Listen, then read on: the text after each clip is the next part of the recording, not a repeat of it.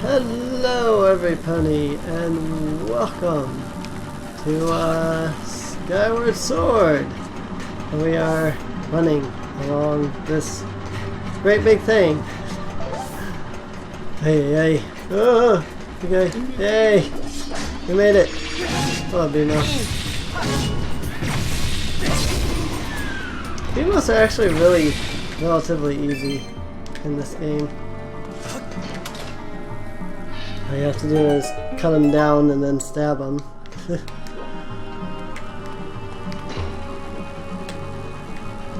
Alright. Ooh! Don't do that, Link. Running! Oh, that was close.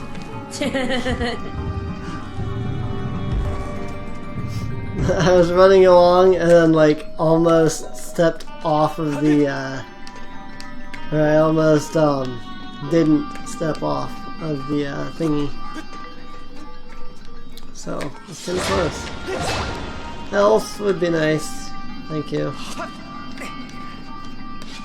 I really should go back to the sky and get some more heart potion, but I haven't yet. Boom! That would be far too easy. Oh shoot. Well.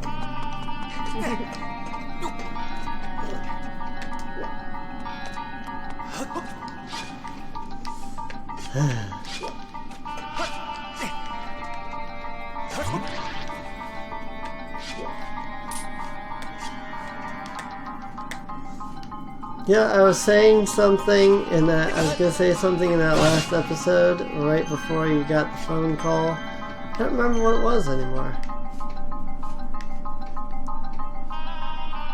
I really don't.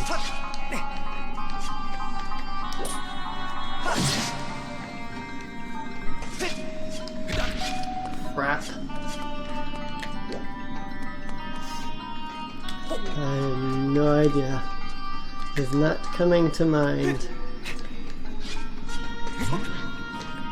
We were saying something right before the phone call, but I can't remember what we were talking about.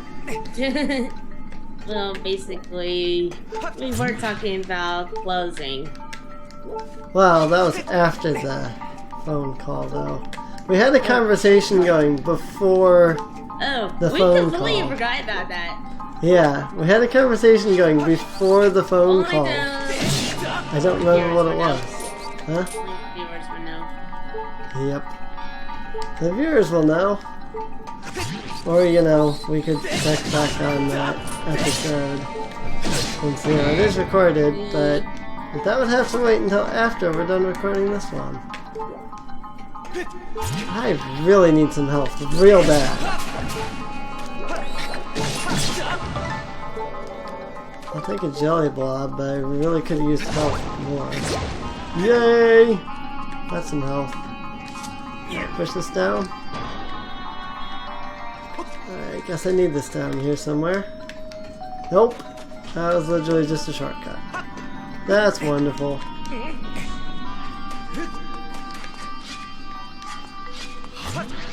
There is a treasure chest there. Let's drop down here. If we can't pick it up.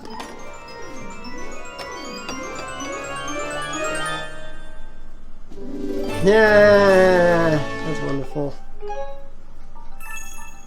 Something completely useless has been added to your inventory. Yeah, it's funny. Our viewers are probably going to think that we did all of this in one session. Because, like, it doesn't keep coming up and telling me I got new stuff whenever I get it. Except that the reason that it doesn't do that, like, you know, it would if we were stopping and such, is because to avoid that coming up in between sessions, because of the fact that I just have nothing else to record on my Wii, I just leave the Wii on.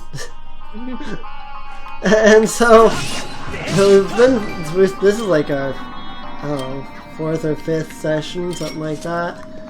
And we've just never encountered a point where it comes up and is like, you got, you know, a rupee, you got 5 rupees, etc. Because of the fact that I just leave it on so that way I don't have to deal with that. Because that gets really annoying really quickly. And I suppose I could record Super Mario Galaxy like I was, but part of the reason I haven't been recording Galaxy is because Game Grumps, who I watch avidly, are currently doing their own playthrough. And beyond the fact that, you know, Game Grumps is doing a playthrough, I just have had a lot more things that I've wanted to record. People may notice that I've been doing, and this is going to contradict what I just said, because Game Grumps is currently doing a playthrough of the new King's Quest, and I am currently doing a playthrough of the new King's Quest. In fact, this is going to date the episode, but the last episode that I did of King's Quest and the last episode that Game Grumps did of King's Quest both actually covered the exact same section of the game. And so it was funny because, like, by the end of it, I was like, oh cool, I've seen nothing new except for this one teeny tiny thing that they did in the Curiosity Shop. And so it's like, when I do King's Quest episode 5 later, cause I want to keep ahead of Game Grumps. Like, I want my playthrough to be, I'm not like trying to release before them, but I'm trying to play further than I've seen them play, so that way I'm not, that way I'm not spoiling things for my own playthrough.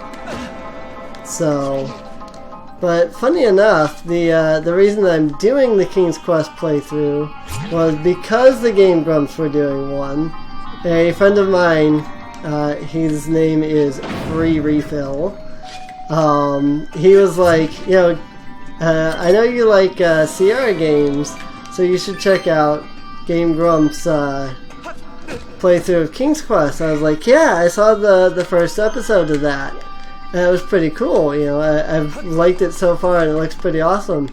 He's like, well, hey, you should do a playthrough of it. I'm like, yeah, sure, if I had the game.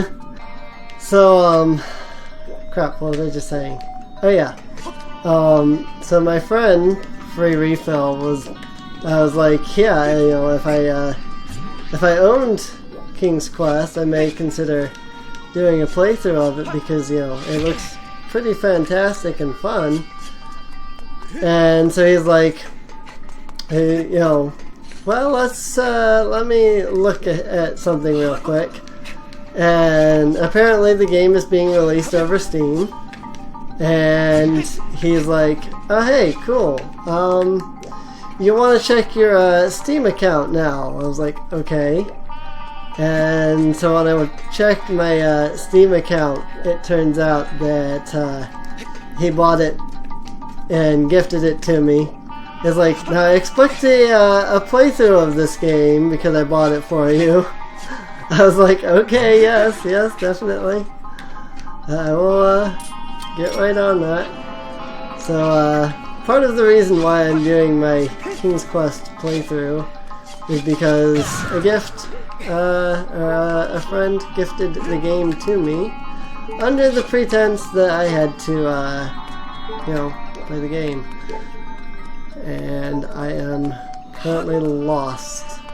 I know I need to get back up to that platform, but I'm not entirely certain how to get back up there. That's where I need to go now. I'm not sure how to get over there.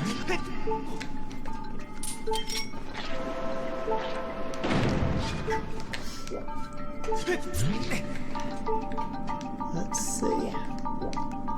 Maybe by going back around to where I picked it up from. Maybe there's something over there I missed. It's funny that there wasn't a mini boss before the dungeon item like there usually is in a dungeon.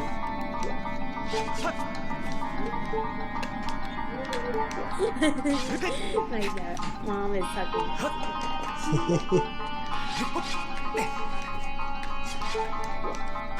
Yeah, I honestly don't find any problem with you doing a video before another group because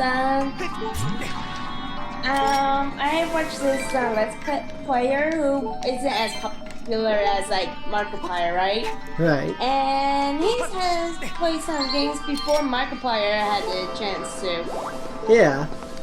Well, it's not that I'm trying to play the games or anything before Game Grumps. It's I don't want. I'm trying to play it before I watch theirs because I don't want to get spoiled. In fact, I was actually really interested in Game Grumps' playthrough because I was like, oh hey, I remember this next part taking me like an entire episode to get through. So I'm curious to see the struggle that Game Grumps goes through.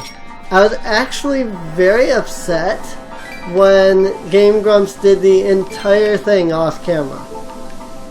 I was like, no, come on. It was fun and took a while and I wanted to see their struggles. And you just completely did the entire thing off camera, which isn't as much fun to watch. Because I wanted to see how they figured out Whisper's name. And they just... Because it took me forever to figure out Whisper's name. And they're just like, yeah, we just did a bunch of stuff off camera. I was like, come on. I wanted to see that part. That's the part I was looking forward to the most. Oh shoot. I'm gonna get out of here. Oh shoot. Go away. I don't want you.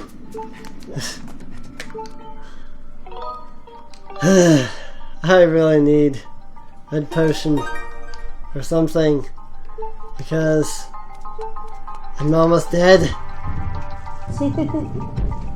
Got 1 1/4 hearts. I'm still just constantly at 1 1/4 hearts. I feel bad because like I know that's gonna annoy the watchers a bit because it's like the constant beeping, but it's like there's nothing I can do. And I don't have the red potion. I mean, I could go get some red potion, but oh come on, stop. I hate it when doors have cutscenes that play every time you step on or off the switch. And so like, yes, I'm aware that that door opened when I pushed on it. I'm glad that it shows the cutscene of it closing after I step on it, but do I really need that cutscene every single time? After the first, I should be aware of where the door opened, you know?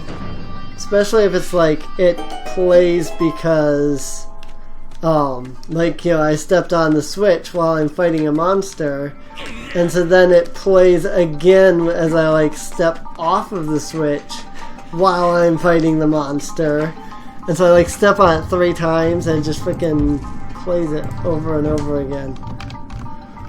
And people are gonna hear typing because apparently Skype has just notified everybody that the day of this recording, technically the day before this recording, because we started before midnight, but whatever. The day of this recording is actually my birthday, and so I'm getting like 20 Skype messages from people saying happy birthday. Everyone does that. I mean, also happy birthday. Yeah, I mean, yeah, I don't mind it. It's just like every time I look over, there's a new happy birthday message. And so I type thanks. And like I go back to trying to record something and I look over and there's another one, it's like thanks. And so I'm constantly like, people are probably getting annoyed at the ferocious typing they're constantly hearing over the microphone. Because to try and make myself a little bit louder, I went ahead and set the microphone right next to my keyboard that is doing absolutely nothing. So, I've been noticing the last couple of recordings, I've been kind of quiet, and so I tried to fix that by moving the location of my microphone. Not sure if it worked, but you know, that's the hope. Whee! All of the sand is gone. This is what I want to know. How did all of that sand... I mean, this is a bottomless pit. Look at this. How did all of that sand get in here? It's a sealed off room. By the way, it's kind of hard to see because you have Skype all the way in the middle of it. Oh, yeah, because there's been like a million happy birthday messages loading up on right on top of the OBS there. Well, you know what I was talking about anyway. Yep, I know. mean, it's just, look at this.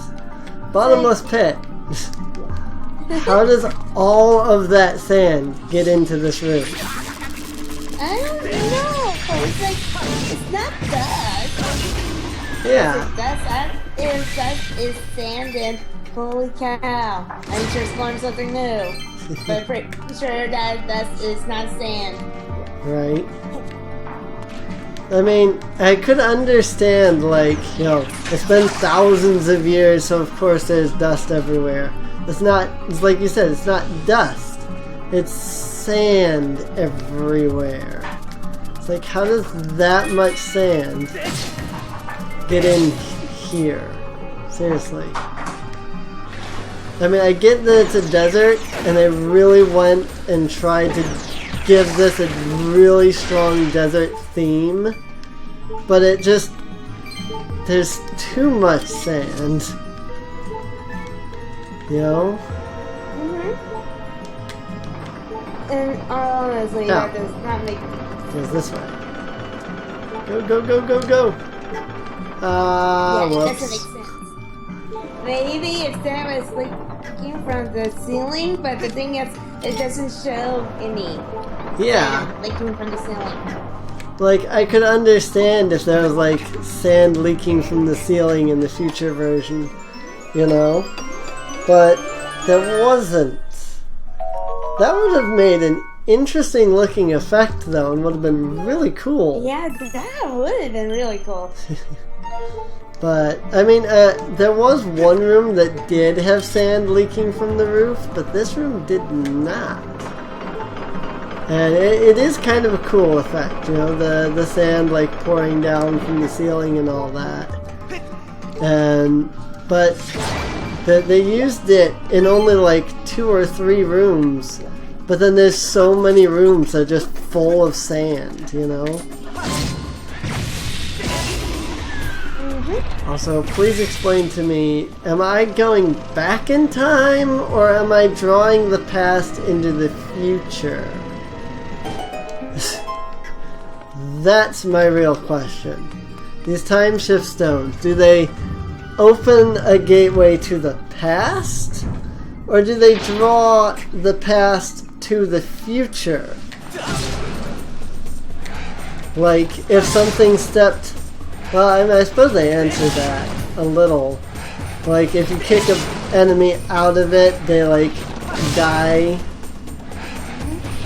So, I guess in a way that, oh shoot, that kind of answers the question of whether the past is coming forward or if you're going into the past, but I don't know. They're the same as like, are the creatures that are in the time shift aware that they're time shifted? I don't know. I don't think most of them are. I know there is one robot at one point that I think is, but like the things that the areas that are time shifted, you know, beyond the time shift point, like, do those people see the time shift, or do they see their world and then it's just like a portal to the past in that area, you know? And that probably describes it better of what I'm trying to, you know, kind of mention. It's like, does it bring them to the future and thus they see beyond the time shift? Or does the time shift take me to the past? In which case, like, they would see their land, but what, you know, the time shifted area is just a portal to that past time. You know? That's my question. Yeah. Or, you know, we could just go with the age-old idea of it is whatever you want it to be because time travel doesn't exist and so there are no rules for time travel. Which, I mean, it makes sense that, you know, people play around and do whatever they want with time travel, but if you really think about time travel, it becomes, you know, the creating an excuse for some of the standard time travel theories kind of becomes complex and difficult. Like, you know, you could theorize that, let's say you go back in time and then, you know, you change something and that changes, you know, the future and such. Like, if you kill yourself in the past, you erase yourself in the future or something. And I guess you can explain that away with the time paradox idea. You know, you create a time paradox and who knows what happens. But it's, I mean, if you went into the past and you erased yourself from the past, then you would not have gone into the past. Which means that either you've just created an alternate timeline, because you couldn't, that couldn't have stayed. You know, you couldn't have kept the change in time unless it actually, like, created sort of an alternate universe, you know? And so it's, I don't understand the ideas of, you know, you can go back in time and erase yourself from history and then you disappear or something, because, like, no, because you wouldn't have gone back into the past and changed that, which would in turn erase the fact that you went back and did it. You know, and I get that is the idea of the time paradox, and there is actually a theory of if you go back into the past and you change the past, you destroy the universe because you create a time paradox that just changes everything. And that is one of the common theories that everybody uses, and it makes sense, but I just don't see time travel working without either you destroy the whole universe, you can't change time, or you create an alternate universe. Those are really the only three theories that I think really make any sense and could actually hold any weight. So, but what do I know? I'm no scientist. So, but this episode has been going on for like ever. So I think we'll go ahead and end this off here. as I figure out which way I need to go. I think it's this way. So if you've been enjoying, feel free to subscribe. Feel free to leave a like. Check out my Patreon. Check out Mia's channel. And I'll see everybody next time. Bye bye. Keep calm and punny on, everybody.